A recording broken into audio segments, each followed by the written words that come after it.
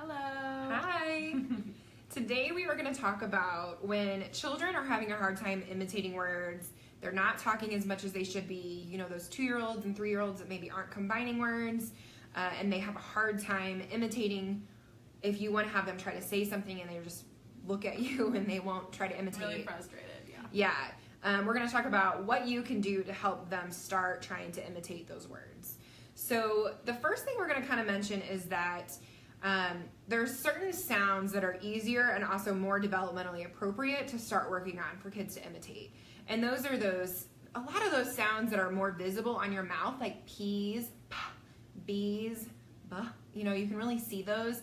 M's, N, T, D, H, and W. So H, W, T, D, all those sounds are the earlier developing sounds. And so when kids are not talking very much, those are the sounds we want to work on first, because those are the ones that children should acquire first. So that's kind of the thought process behind why we pick those sounds, because that's what's typically normal for them to start saying first. And so when children have a hard time imitating a whole word, it is okay to just have the child imitate some sort of sound. So in addition to those consonant sounds I mentioned, sometimes it might just be a vowel. So having the child say O instead of trying to say the whole word open. And kids are smart. They know when things are hard for them. So if you are trying to get them to say a word that they know that they can't say, they might not be willing to try it. But if you're just trying to get them to say just a vowel or just a sound, they might be more willing to attempt something. And really any verbalization is good, you know, just trying to get them to imitate you verbally versus, you know, maybe always using that go-to sign or nonverbal communication. And then not doing anything. Yeah, or not doing anything. yeah. Or grunting or, you know, those kinds of screeching and those kinds of things. And then, you know, Kara is going to go through in a minute kind of how we can work on those specific sounds just to get the one sound at a time. But the other thing we can do is just get them more aware of their mouths and do some oral motor movements. Now, oral motor is not necessarily always because we're worried about the structure or the muscles. It's more just to get them more aware of how to move their mouth. What does your tongue do? What can you do? You know, sometimes kids, to tell them to stick their tongue out and go like this, you'd be surprised. It's really hard. Yeah.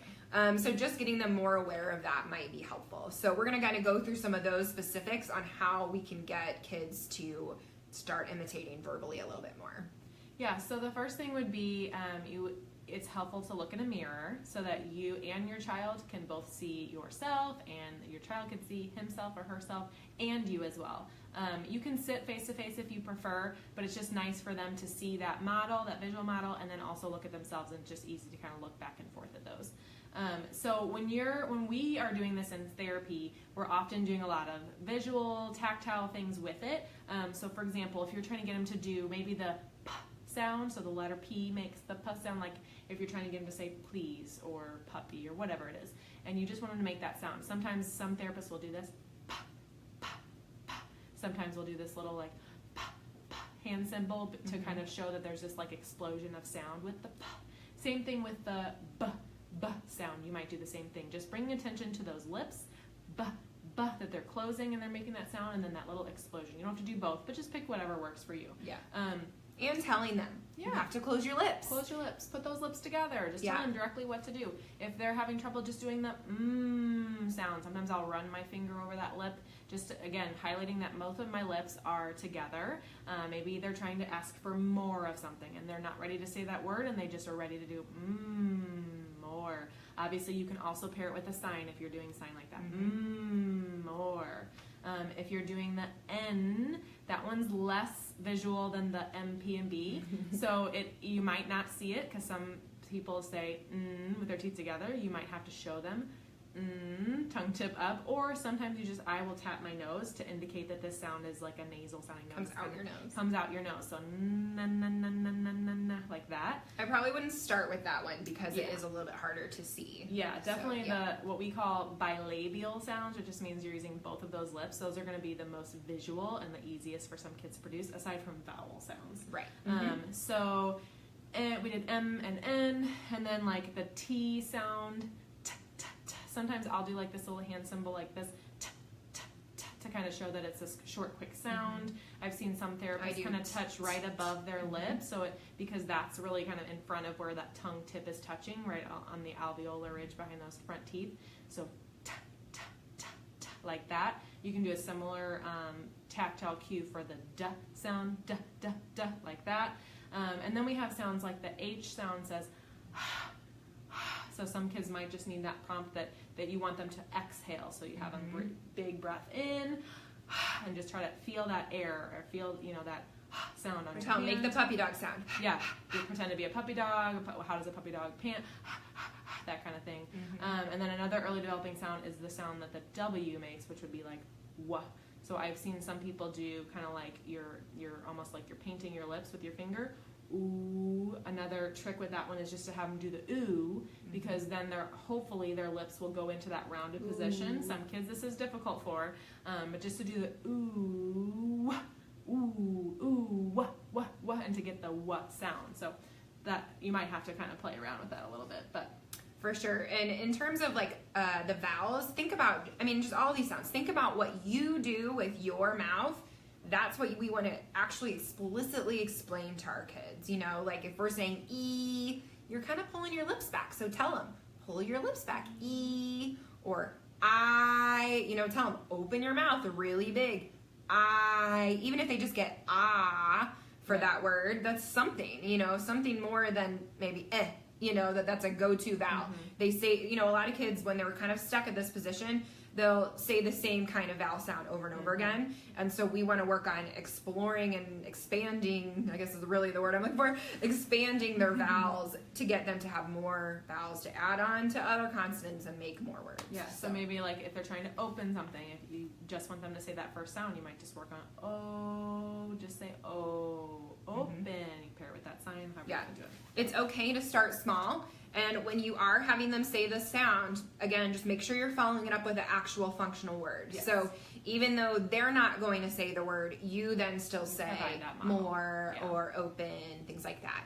And then a lot of times in speech, what we do is kind of build on that. So like if you are working on the for more, then sometimes we'll go oh, even though like that's not exactly how you're saying the word.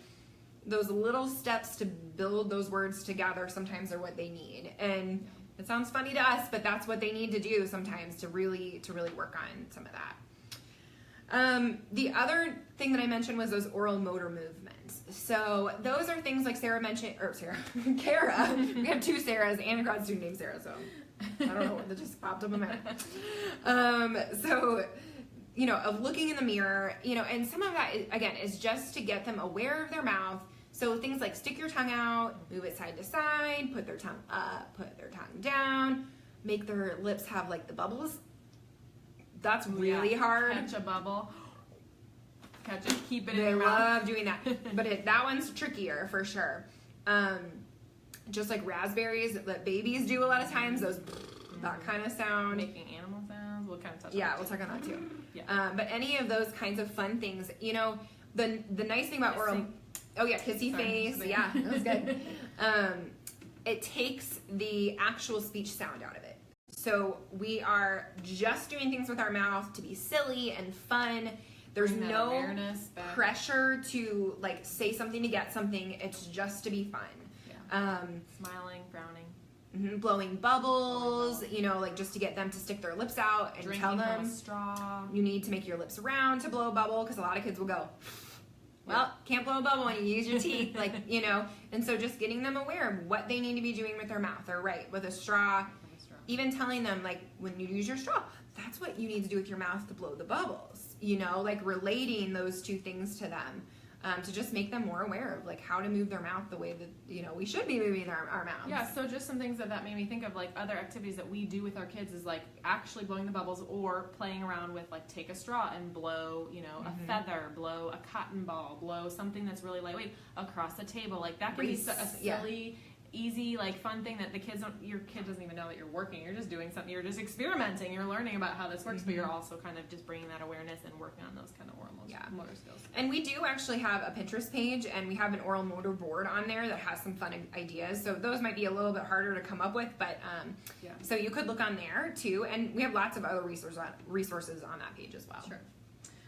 So some other fun sounds that we can work on, obviously we kind of touch on these, but if your child is really just not ready for words, but they're making some sounds, then maybe that's kind of the route to go with. So if they really like cars, maybe you're just practicing, what does a car say? Beep, beep, or a train says choo, choo, chugga, chugga, chugga, chugga. Or even just like woo, woo, yeah. You're doing the sound. Right. That's truck, a consonant. But yeah, a truck might honk, honk, honk, or beep, beep, or a boat might, this example that I'm reading from says a boat says pa, pa, pa, although that's not really how I do a boat. I don't even remember how I do a boat. You can make a boat sound however you want. You can do it however you want, yeah. If you're playing with like food and in the kitchen, if you're talking about popcorn, pop, pop, pop, pop, pop. If something is hot, or you have to blow on your food and then, exactly. Ooh, it's too hot. Or it's really yummy. It's so yummy. Or if it's yucky, like bleh, like kind of making that silly face. We had a kiddo in a group that loved that bleh. So with all that bleh, he'd point at it. Bleh. I'm like, okay, I know you don't like that. Just like household items. So like the clock sound would be like maybe you have a really loud clock in your house and your child talks about it, or you can bring their attention to it. The phone ringing, ring ring, or making whatever ringing noise, or even the vacuum cleaner, like however you want to make that noise, playing around with that, pretending to do that. With like baby dolls and figurines, you can do so many silly sounds. You can do the animal noises, moo and ba and woof woof for a dog. You can like pretend that the baby dolls or the toys are sneezing, the achoo, achoo. My son thinks that one's really fun. Yeah. Achoo. Or the baby is crying. I actually just did that last night, and my son looked at me and was like, stop. That's how he says stop. Stop. So I was making the baby, wah, wah. He didn't like that.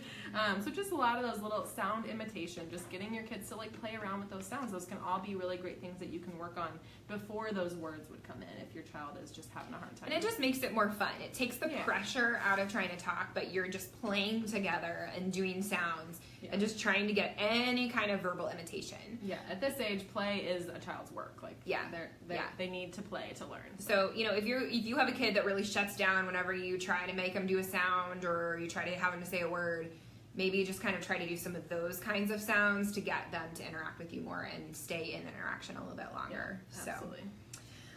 So the other thing is that we want to mention is sign language. So we have already done a video a while back about how to use sign language for those kids that are late talkers. And like Kara said, a lot of times we will kind of combine the sign with just the sound to try to get them to do the verbal, but it's so much easier for kids to imitate a gross motor action than this kind of action. Yeah.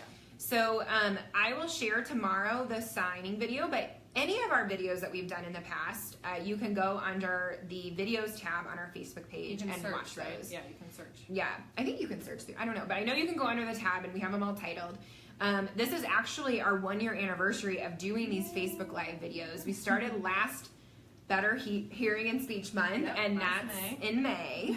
So, it's kind of crazy. We've been doing these for a year already, but pretty exciting. So, I will be sharing some videos throughout the month just to kind of, refresh everybody on some of the stuff, and, feel free to watch them again and ask questions even if you have questions. Absolutely. So that brings in another exciting aspect that we are talking about this month is that this month is being May, it's Better Hearing and Speech Month, and it's also, this year, 2018, is also our clinic's 30th anniversary of providing free speech and language therapy to kids ages 2 to 6 in the greater St. Louis area. So we are really excited that our clinic has been around for 30 years.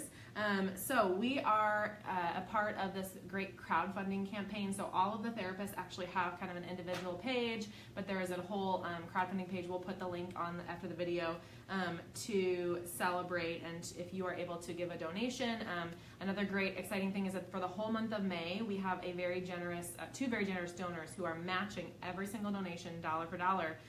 The Light Foundation and Missouri DMLA, so we thank them profusely. So every single time, so for example, if you give a $50 donation and they match it, that's actually the cost of one therapy session for a child. If you give $125 and they match it, that's $250. That's the cost of an evaluation.